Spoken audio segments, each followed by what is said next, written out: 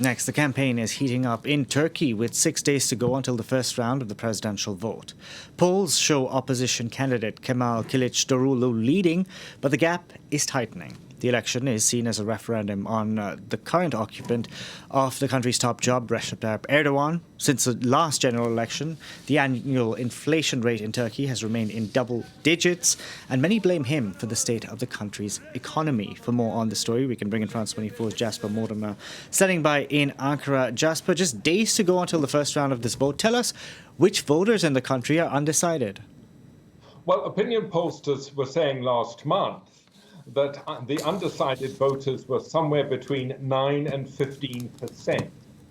Now, they've got 6 days to make up their minds, and nobody really knows how they will vote on Sunday.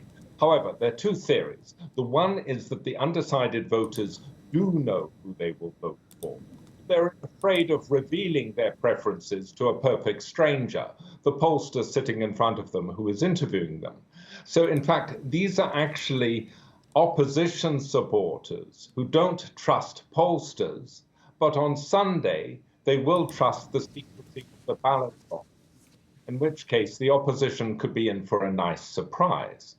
The second theory is that many of these undecided are voters who used to support President Erdogan, but they are now disillusioned with him. However, at the same time, they're not comfortable with the opposition. They find the opposition too far away from their conservative, traditional Islamic values. So on Sunday, when they have to make up their minds, it's thought that they will either stay away because they're confused, or they will return to the Erdogan camp and vote for the president. And Jasper, what about the Kurdish vote in the country? Because the pro-Kurdish HDP party has rallied around the opposition candidate. Why is that, and is it strategic on their part? Yes, it is important. The Kurds amount to 20% of the population, so their vote is significant, particularly in a very close race. Why have they rallied to Kemal Kilicdaroglu, the opposition challenger? Quite simply because they want Erdogan out of office.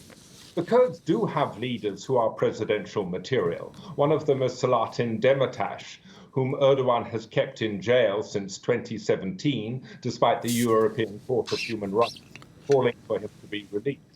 The Kurds know, before they pursue their first choice, Turkey must return to democratic norms. There must be a free press, rule of law, independent judiciary.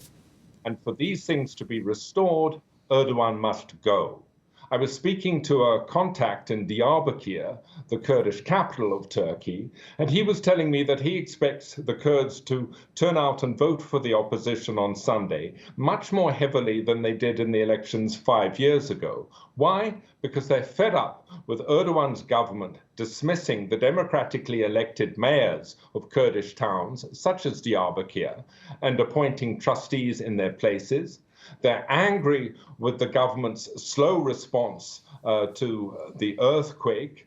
The city of Adıyaman, which has a high Kurdish population, the National Disaster Agency took 3 days to reach there after the earthquake.